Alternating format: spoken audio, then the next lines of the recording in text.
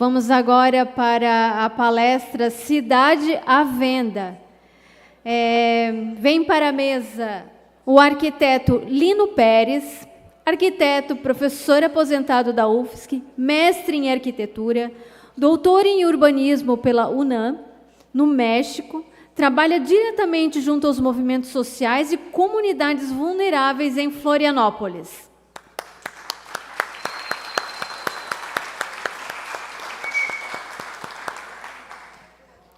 Chamamos também a professora Maria Inês Sugai, arquiteta e urbanista, doutora pela USP, professora da UFSC, desenvolve atividades de pesquisa e extensão em mestrado e de doutorado, atuando nos seguintes temas: planejamento urbano, segregação socioespacial, habitação de interesse social, informalidade urbana, regularização fundiária e urbanização de favelas.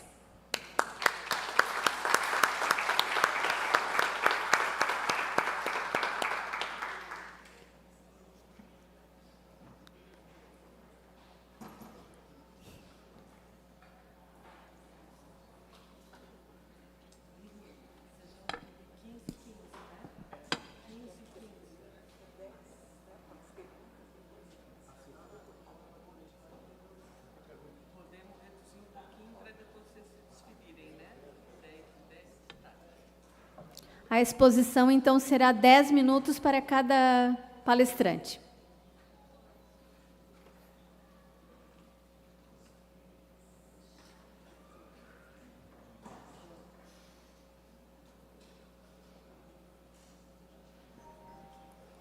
Boa tarde a todos, todas, todes. É um prazer estar aqui. Agradeço muito o convite, né, do IGENTES e quero aproveitar para parabenizar, né, o IGENTES e o Movimento Nacional de Direitos Humanos, né, e todos que estão aqui, porque, inclusive, o evento está muito... não é pela quantidade de pessoas, é pela qualidade, né, dos movimentos que estão aqui, né, das pessoas comprometidas com esse processo. Então, eu acho que é exaustivo, é um trabalho imenso que vocês tiveram. Então, estão de parabéns. Bom, nós não estamos mediadores, nós dois somos os... nós conversamos e falamos, e o Lino, nós dois somos parceiros há mais de 40 anos, né? Nós, 40, 50 anos, a gente trabalha com essa área, né, da questão urbana, da questão habitacional, né? E, enfim, nós estamos assim... agora para o zero aqui. Na verdade, eu não ia fazer uma slide, porque é 10 minutos, então não dá tempo, mas eu estou pondo slide por causa de uma imagem só, né? Mas a ideia é o seguinte, a gente, na verdade, são poucos minutos, e era para trazer algumas ideias para reflexão sobre a questão das nossas cidades. A questão do direito à moradia digna, direito à cidade, parece até a gente já fica uma coisa meio, né, todo mundo fala nisso, tal. Mas o que eu queria trazer aqui é alguns aspectos que eu acho que são importantes nessa luta, né, na luta por direitos, né, que me parece assim fundamental, e o Lino também vai certamente fazer esse debate. Mas o que é importante, talvez até possa passar o próximo slide. Pode passar? Onde que é? Desculpe, eu não vi que era aqui. Tá? Agora deixa eu ver como que eu faço aqui.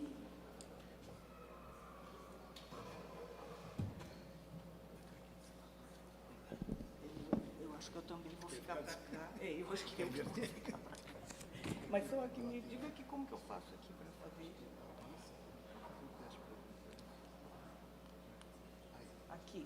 Bom, a questão aqui rapidamente, isso vocês sabem, que a pobreza é uma questão gravíssima, né? Ainda é gravíssima, principalmente por todos esses anos que nós tivemos aí, né? Desde o golpe contra a presidente Dilma, né? Até o triste período aí do governo Bolsonaro, né? Então, assim, o levantamento do IBGE mostra, né, o processo de concentração de renda mostra um aumento da pobreza, né? 90%, em 2022, 90% dos brasileiros ganhavam menos que 3.422 por mês, né? 70% até 2 salários mínimos, sendo que salário mínimo nessa época era R$ 1.212. Quer dizer, 107 milhões viviam com 17,90 ao dia, né? Sendo que, por outro lado, 1% mais rico ganhava 17 mil, quase 17.500 por pessoa, 32 vezes mais, né? Então, a pobreza é um problema grave e a concentração. Mas o que eu queria trazer é que uma coisa mais grave que a pobreza é a desigualdade social. E a desigualdade, ela é recorrente e ela é muito mais difícil da gente superar. Certamente, além da pobreza, né, e a desigualdade social, né, que todo mundo sabe, mas existe a desigualdade espacial, que ela é muito mais difícil da gente superar e da gente enfrentar, principalmente nas áreas urbanas. E o que está envolvendo essa questão é a questão da terra.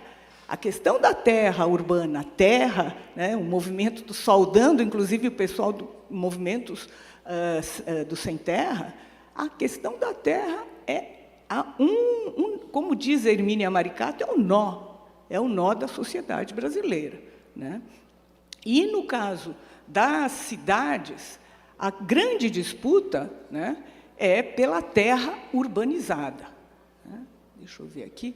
Então, existe uma imensa desigualdade, onde ali é o Morro da Cruz, né, onde você tem áreas informais, sem infraestrutura, sem serviços, ainda que essa área é uma área de pobreza próxima aqui do centro da cidade, e a área onde você se concentra uma população de maior renda, né?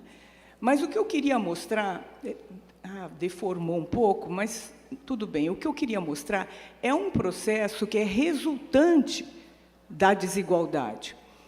E é um processo construído, porque a gente imagina que as cidades, elas são um dado da natureza, como se fosse espontâneo, que as cidades crescessem espontaneamente. E eu quero mostrar para vocês que as cidades não crescem espontaneamente. Esse processo de crescimento e de configuração das desigualdades espaciais, tanto sociais quanto espaciais, elas são resultado de ações humanas e de interesses dentro da disputa por esse processo. Então, no fundo, o que nós estamos mostrando aqui olha, existem grandes interesses nesse processo, está um pouco deformado, mas dá para ver ali, onde é azul, onde aqui, né, ali acho que está mais... Onde está azul é onde a população de até 3 salários mínimos. O vermelho, isso é 2.000, é população acima de 20 salários mínimos. Tá? E o que se configura? E esse é um processo, por exemplo, isso é no caso de Florianópolis, então a gente está mostrando um processo de segregação socioespacial. É um processo que não é fruto de um governo, tal. Isso é coisa, para estruturar isso, é quase 100 anos. Só que essa estruturação, inclusive, quando a gente não está falando de uma situação que é provisória, é uma condição estrutural do sistema capitalista de produção. E ela é extremamente grave, por quê? Porque ela não só mantém a condição de desigualdade, mas essa segregação ajuda a reproduzir essa desigualdade, né? Então, eu trago essa questão, e é uma situação, 2000, 2010, ela é recorrente. Se você pega 1900, 1940, 1970, ela vai, no caso de Florianópolis, ela vai se configurando uma região da cidade, né, onde vai se aproximando e significa que aquilo foi construído ao longo dos anos. E como que se construiu essas áreas onde a população de mais alta renda se concentra? Isso foi sendo construído com investimentos públicos. A localização dos investimentos públicos ela é fundamental para se configurar cidades segregadas. E o Estado atua por duas vertentes, uma através dos investimentos públicos e a outra através das legislações. Por exemplo, os planos diretores ou as leis que favorecem o capital imobiliário. Por exemplo, o Lino vai tocar essa questão, é a questão de um processo que aconteceu aqui recentemente em Florianópolis, e não foi só em Florianópolis, isso aconteceu com a revisão do plano diretor no Brasil inteiro, é a verticalização, é o processo de verticalização, porque é aumento do poder, né, de reprodução do capital imobiliário. Então, é claro que eu não tenho tempo, né, 10 minutos, mas eu queria colocar isso para vocês, porque é um elemento assim, muito importante. Tá? Por quê? Porque essa estrutura não é simplesmente uma estrutura de poder econômico, ela é uma estrutura de poder político, porque, a partir do momento que você tem o controle desses espaços, você vai ter... E essas áreas vermelhas se concentra as pessoas que têm poder econômico e poder político, e elas têm o poder político de reestruturar ou manter essa condição de desigualdade. Né? Um minuto, professora. Desculpe. Então, vamos lá. É só para fechar, então. Que questões que eu queria trazer aqui? Então, nesse último minuto que falta, primeiro, a gente tem que conhecer a realidade urbana, né? A realidade social e a realidade urbana. Tá? E que nos é escondido, né? Porque a maior parte da população não sabe como que são produzidas as cidades. Não sabe como são produzidos, inclusive na área do campo, como que se distribui, como se apropria essas terras. Né? Conhecer quem são esses agentes, capital imobiliário, fundiário, e o capital financeiro, né? Como que eles produzem esse espaço, e, principalmente, garantir que a localização, porque vocês vejam, se aquilo mapa que eu mostrei significa que tem desigualdade, áreas pobres e áreas ricas, áreas bem localizadas e áreas não bem localizadas. O que significa isso? Áreas que têm infraestrutura urbana, áreas que têm serviços públicos, escola, transporte. Então, significa que essas áreas bem localizadas, elas vão fazer toda a diferença na inclusão social. Né? Então, essa é uma questão importante. Quando a gente fala do Minha Casa Minha Vida, foi uma grande conquista dos trabalhadores. Sem dúvida, a gente, inclusive, teve o PNHR dos trabalhadores rurais, o Minha Casa Minha Vida Rural também foi uma conquista. Mas o grande problema do Uma Casa Minha Vida Faixa 1, que foi uma grande conquista, foram unidades habitacionais subsidiadas. Então, isso foi uma conquista que os trabalhadores tiveram. O problema é a localização, porque você localizar na periferia, nas franjas de periferia, essas unidades habitacionais, principalmente através do mercado imobiliário, que estava envolvido nesse processo, é um problema gravíssimo. Por exemplo, eu só vou fechar, mas dando um exemplo, por exemplo, no caso de Florianópolis, não dá para pensar em Florianópolis sem pensar no seu entorno. Boa parte dos empregos, né, aqui na Grande Florianópolis, o único município que tem mais oferta de emprego do que demanda é Florianópolis. Então, muitos dos trabalhadores vêm de Palhoça, Biguaçu, São José, vêm de São... Acontece que, se você for pagar por mês, né, o transporte de Palhoça, que é perto, para cá, você gasta pelo menos 600 por mês, por uma pessoa. Né? Agora, você imagine o pessoal que vem trabalhar de Águas Mornas, Santo Amaro da Imperatriz, etc. Então, isso significa que a pessoa... Aliás, hoje o Marcelo Scherer falou, e amanhã ele também vai discutir isso na audiência pública, o problema da inadimplência dos trabalhadores, milhares de casos, né, de despejos judiciais que estão sendo feitos, porque eles não conseguem, eles ganharam o imóvel, mas não conseguem pagar o condomínio. Ora, pagar R$500, agora pagar o transporte público, vocês percebem que tem diferença, né? Ele precisa pagar para poder ir trabalhar, mas aí ele não consegue pagar nem a manutenção das suas condições de vida. Então, O que a gente pode fazer Concluindo, frente a isso? professora. Fechando, então, desculpe, fechando, a questão central é o seguinte, não tem outra alternativa do que pressão.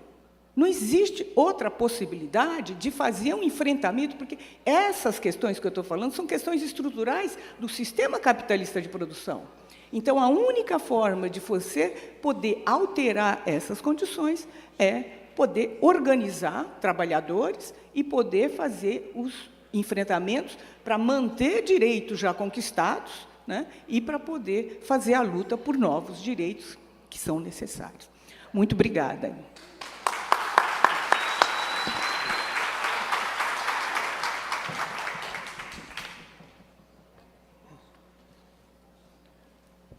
Bem, boa tarde aqui a todas, todos, todes, enfim. Boa tarde. Como a companheira da manhã fez isso, você acordou. Então, meu nome é Lino Pérez, Lino Fernando Bragança Pérez, já fui apresentado. Estou aqui rapidamente, nesse tempo, colocar os pontos mais centrais, né, para todo esse trabalho.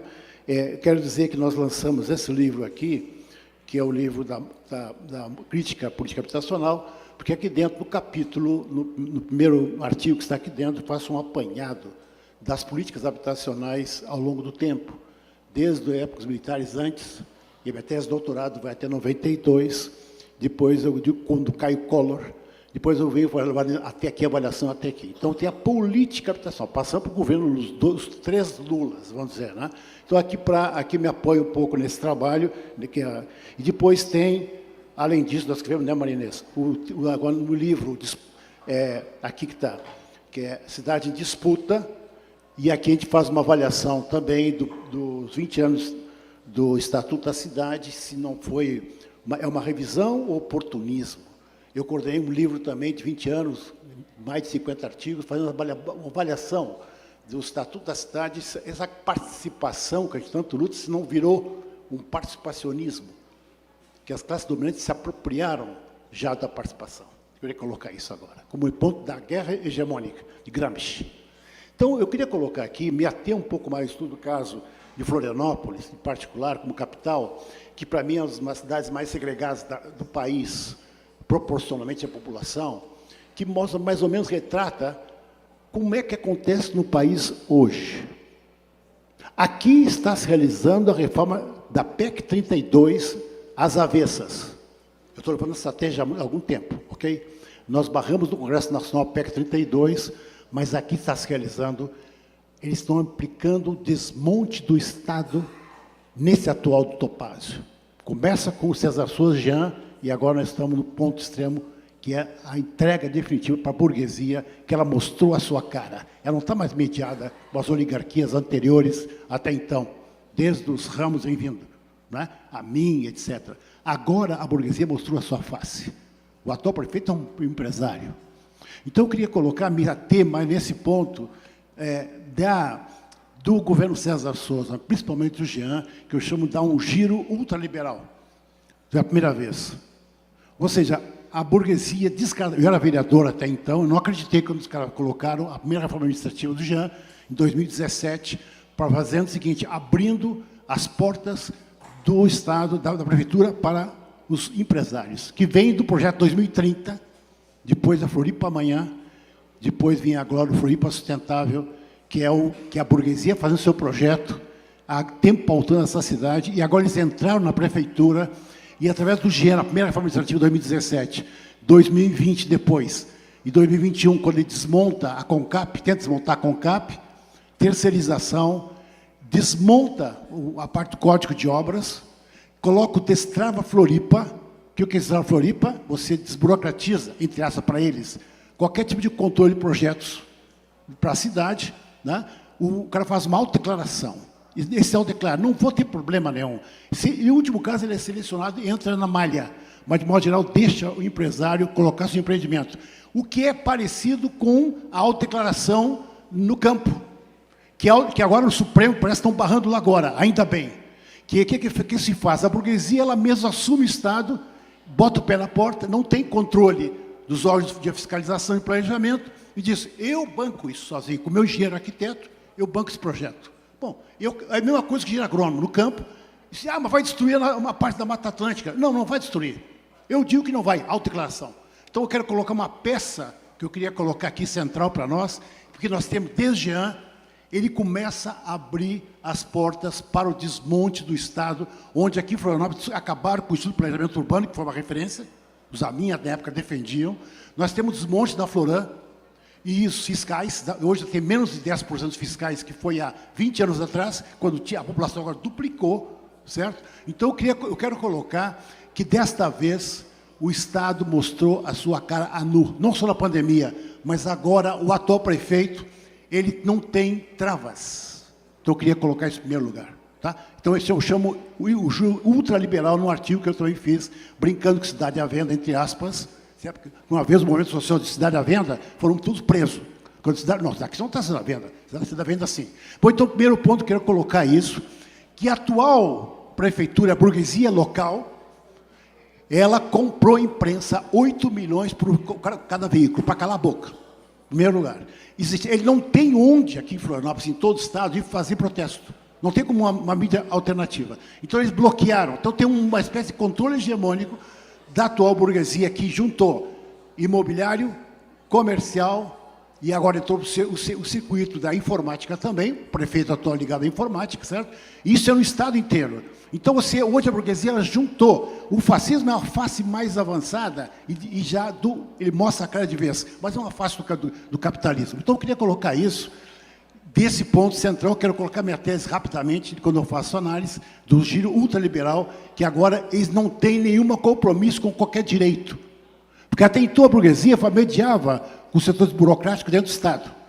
Por exemplo, o próprio Jean, o Dário Berger, até então, depois virou empresário. O César Souza, os Amin eram agentes. A burguesia pressionava e ele ia em direção, mas tinha uma pressão, uma disputa. Agora, eles são os próprios.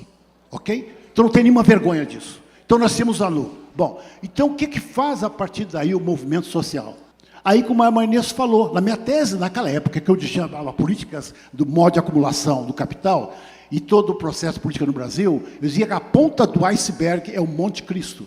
Foi a maior ocupação no julho de 90, naquela época eu estava lá com meus estudantes, junto com o movimento, na época do MST, naquele momento que a população já não subia, Marinês, como reflexo que ela está estudando aqui, não passava da ponte.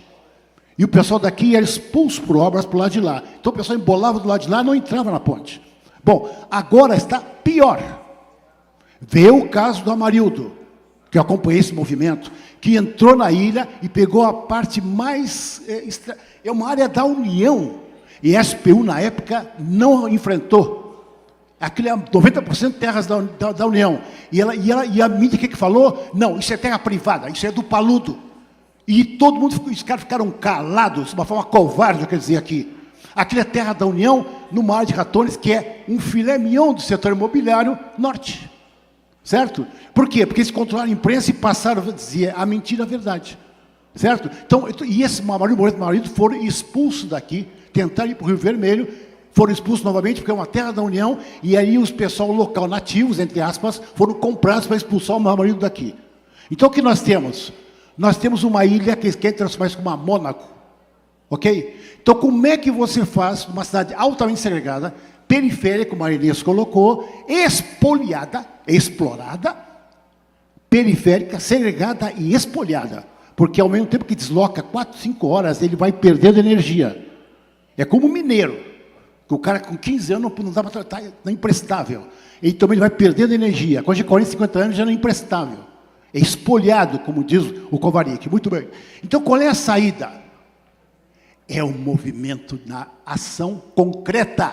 E eu queria colocar um ponto central para nós refletirmos. E mais é que aí as políticas social, para mim é uma política só democrata. Que o governo Lula faz 1, 2 e o 3, que agora avançou, que agora levantou não é só na periferia, e diz, para ter uma habitação Minha Casa Minha Vida, tem que estar em áreas centrais. Isso foi a grande conquista do atual Lula 3, com a pressão do movimento das academias. Mas o que a Marinês falou? Desigualdade. Nós somos uma cidade de classe. Engels, no século XIX, já dizia, quando se transforma em mercadoria, por mais que seja um direito aquilo já é controle do capital, é irresolvível. no sistema do capital. Não sei se entenderam. Mesmo o governo Lula, que era na época 7 milhões, o déficit que ele pegou, depois ele foi caindo, chegou o governo Temer-Bolsonaro, chegou a 5, certo? E agora está em 6 milhões. Por todo o esforço que o Lula construiu em 6 anos com a Dilma, 6 milhões de habitações, que os militares construíram 4 milhões em 21 anos. Mesmo assim, o déficit continua. Como é que fica isso, então? Então, não basta a habitação. É muito mais amplo, nós, como arquitetos, falamos, os equipamentos e acesso e local aonde o lugar onde que eu criei a minha criatura. O que é? O trabalhador constrói um edifício na beira-mar norte e na hora que ele vai morar, ele mora distante da sua criação. Ok? Como é que tu resolve isso? Se eu estou longe da minha criação, se eu posso nem mostrar para o meu filho aquele edifício que eu construí, por mais que seja 300 metros do Camboriú, aquilo eu construí com meu filho, que eu vou mostrar para ele. Saia daqui, mesmo o trabalhador expulsão os guardas, sai daqui, você, o que é você aqui? Você sai daqui, porque não posso mostrar para o meu filho a minha criação. Todos os trabalhadores no sistema capitalista mundial estão condenados nas periferias. E como é que é o movimento da ocupação? O movimento da ocupação é a resposta, como aqui está aqui o MST, há quanto? 40, 50 anos, quando subiram para a Amazônia, já expulso do sul, eu estive lá na Amazônia como jovem, no Rondon, já vem expulso suas terras. Não pode plantar onde seus ancestrais plantaram. Eu estive lá no Quilombo, lá no São Roque, chegou uma vergonha, viu o pessoal dos direitos humanos, que não podia plantar na sua própria terra, não podia comer sobre a sua própria terra. Para mim não tem maior violência que isso. Os negros quilombolas agora conquistaram para plantar, passavam fome dentro da sua própria terra. Agora imaginem, isso é a mesma coisa hoje, o movimento de ocupação urbano é um movimento que continua há 40, 50 anos atrás, os trabalhadores estão no lugar onde devia estar, onde eles criaram a sua criatura. Quem é a sua criatura? Para os negros. Palácio Cruz de Souza, edifício eclético, todos os Correios, Art Deco, na época de Getúlio Vargas, quem construiu? Foram os negros. Os brancos pobres. E onde é que estão esses todos os trabalhadores que não estão nas literaturas? Os negros estão em parte, Rebouça dinheiro negro, mas o que os braços negros sumiram na história, no pó da história. Então é por isso que eu ia colocar aqui, que a solução, como a Inês fala, é o movimento direto, porque o movimento mediado pelos direitos oficiais, eles bloqueiam. Neste momento, um aluno meu, isso não vou dizer o nome, usa o discurso que nós estudamos na academia, Marinês. Eles usam esse discurso, a retórica, se apropriaram. Nós somos contra as cidades praiadas das periferias, temos que adensar. As pessoas vindo para a cidade, está todos os trabalhadores juntos. Ah, é? Aham. Vamos ver se a burguesia deixa os pobres ficar do lado dela, na beira-mar norte, que tem uma grande densificação de edifícios vazios. Verticalização vazia. É por isso que as ocupações vão proliferando, vão estourar cada vez mais. Certo? Porque o direito na prática, só que direitos humanos na prática, não é pelo direito oficial. Eu acordei um livro que tem 20 anos de Estatuto da Cidade, que as maiores legislações de referência urbana do Brasil, do mundo, e também a parte ambiental. E daí? A burguesia usa o mesmo discurso nosso. Ela se apropriou. Os arquitetos, inclusive, que nós formamos, usam o mesmo discurso que nós, na crítica invertida. Um minuto, entendeu? Companheiro. A cidade inclusiva, entendeu? Nós, como de acordo com a desigualdade, né? Nós todos convivendo juntos, mas ele passa mel na boca do capital. Porque na prática é um mercenário. Quer dizer aqui, e colocar aqui para terminar, os técnicos do IPUF, o órgão foi desmontado, fizeram um protesto contra esse plano diretor do ano passado, que aprovaram, que aquilo é uma vergonha, o atual plano diretor. Estamos judicializando junto ao Ministério Público e estamos tendo vitórias, inclusive. Ele estava lá e falava como se fosse, nossa, por que não vou ter que imitar Barcelona, que é uma cidade compacta, uma cidade humanizada, com todos andam nas ruas. O Autódromo Generosa, agora no plano diretor, permite fazer espaços públicos debaixo dos prédios. Se você aumentar 2 pavimentos, se você aumentar mais 2 pavimentos, você pode fazer área comercial embaixo. Vocês entenderam? Quando você atende todos os requisitos, o edifício de 6 praças para 12 pavimentos. E onde é que está a área de fruição pública que ele prometeu? O fundo para habitação que prometeu? E a parte pública onde ele prometeu? Onde é que está? Onde é que está o controle social disso? Então, esse arquiteto é inocente ou o que é? Esse plano diretor foi feito de uma forma vergonhosa, fora do estudo de planejamento urbano, nos escritórios das imobiliárias. E arquitetos da nossa categoria foram cúmplices e mercenários disto, usando o mesmo discurso que nós usamos da crítica.